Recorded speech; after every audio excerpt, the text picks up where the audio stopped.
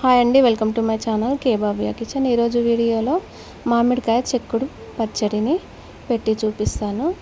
ముందుగా నీట్గా కడిగేసుకొని క్లాత్తో తుడుచుకోవాలి. ఇలా పొట్టు తీసేసుకొని తురుముకోవాలి. మామిడికాయ తురుము 1 కప్పు అయ్యింది.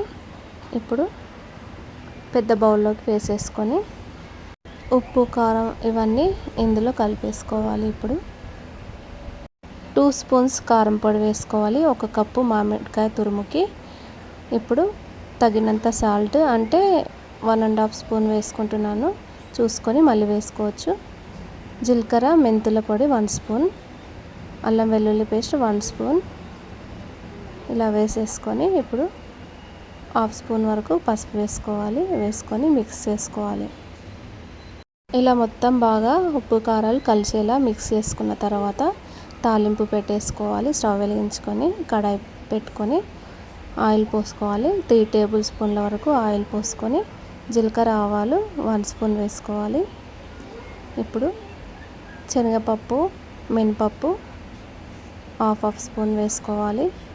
ఎండుమిర్చిలు 2 వేసుకోవాలి, ముక్కలుగా వేసుకొని ఇలా ఫ్రై అవ్వగానే స్టవ్ ఆఫ్ చేసేసుకొని ఇది తాలింపు చల్లారనివ్వాలి. చల్లారిన తర్వాత ఈ తాలింపుని ఇందాక తురుముకున్నాము ఉప్పు కారాలన్నీ కలుపుకున్నాం కదా, ఆ మిశ్రమంలోకి వేసుకొని బాగా కలిపేసుకోవాలి.